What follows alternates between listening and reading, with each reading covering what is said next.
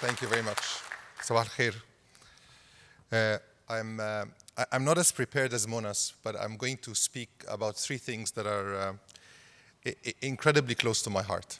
The first is, Mona talked about the networks and the power of networks. And I think one of the most undervalued things that we think about is the network or the power of networks. I've made some simple calculations here that I want to share with you.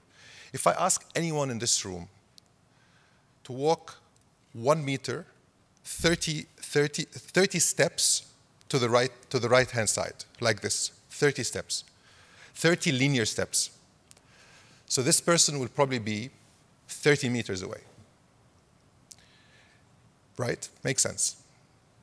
But if I ask this person to double every step of the way, so from 1 to 2, 2 to 4, 4 to 8, 8 to 16, I think nobody in this room will understand how far this person will go. Does anybody have a clue? 30 steps. 1, 2, 4, 8, 16, 32. Roughly. Where will he reach? Alexandria? Where will he reach? Sorry? Not half a mile. He will actually orbit the Earth 26 times. 26 times. 127 million kilometers. This is exactly what I mean about the power of networks. And Mona talked about the networks and the fact that if we believe in this cause, we should probably hire 2 people. Every two people should hire 2 people. We don't need to repeat this 30 times. We need to repeat it 10 times. If we repeat this 10 times, we're going to have 10,000 people in our networks. If we repeat it 12 times, we're going to have 100,000 people in our network. This is the difference between a linear network or a network that basically grows like this. A couple of years ago, I started working in one of the most life-changing programs that I did with Google, called Start with Google, ابدأ مع Google, and I've been working for 25 years, and it probably changed my life because I literally saw incredible pride and incredible talent in Egypt. We actually toured the country. We went to 26 governorates. And we met 14,000 young men and women who want to make something, want to change the world, want to do something good. And out of the 14,000, it took us 9 months to sort of narrow them down from 14,000 to 4,000 to 200 to 50. And we put them in a program for almost 6 months of training and mentorship. And few of them were already funded after a few months, and a few of them made it really big.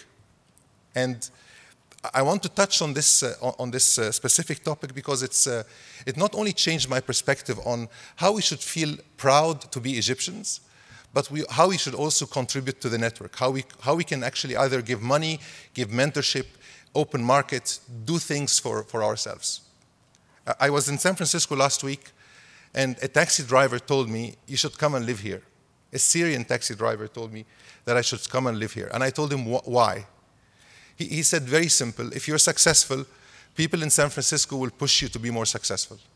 In the valley, I was talking about the Silicon Valley. But in our part of the world, if you're successful, people will step on you. This is what the taxi driver told me. I told him I don't think I agree with you. And I don't want to talk about politics or anything, but the reality is there's a lot of young people coming out of our part of the world that want to be successful and are looking for this network to help. This network is probably like 70 people now, but just imagine the power of this network if each and every one of you hires 2 people. We're not going to repeat it 10 times. We'll repeat it like 5 times only. And if every person hires 2 people, let's create this network, please. Let's create a network of mentorship, a network of funding, and a network of open access, open markets.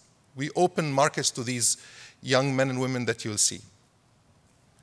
The third thing I want to talk about is how the world has really changed. I work in technology, and 7 years ago, 8 years ago, there was the mobile and there was the internet. And call me old-fashioned, but I did not see the reason why the internet should be on my mobile. I mean, I could buy a mobile with an internet, but it would be a luxury, right? Can you imagine 7 years ago, we had mobiles that were not connected to the internet. What I'm trying to say is, in a few years, the way business will be done will be very different than today. And if we don't start helping each other as Egyptians, whether living here or living anywhere in the world, I think we're doomed to fail if we don't do that. The reality is, businesses and big enterprises will have to start helping. Social enterprise will have to start helping young entrepreneurs to make sure that they're successful, because it's going to be almost mandatory to do that.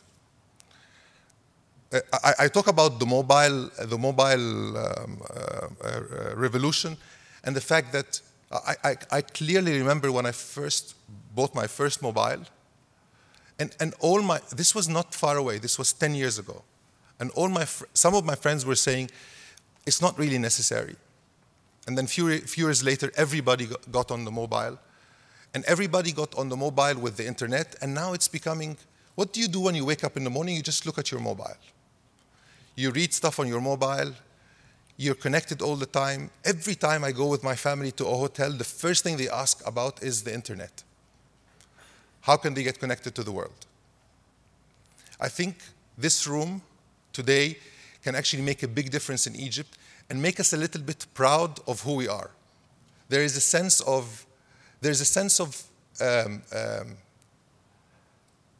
I want to be politically correct. There's a sense of not being very proud as an Egyptian right now. There's a sense of people are not very happy with being Egyptians. I see Egyptians from all walks of life, and they're not very happy. I want us to change this today in this room. Just by, taking an email of one of the social entrepreneurs and helping them, just by giving them money, giving them mentorship, and basically recruiting other networks, other people in the network. We want you guys to recruit as many people as possible. There are numerous numbers, but there are 7 to 8 million Egyptians outside Egypt. We think there's 700,000 highly qualified Egyptians outside Egypt with master's degree and PhD degrees. We want half of these 700,000, 350,000. I guess we should start the day by introducing our first panel, Mona will moderate it, but I really urge you to listen carefully to some of the social enterprises here, because I believe they're going to change the future of Egypt moving forward. Thank you very much.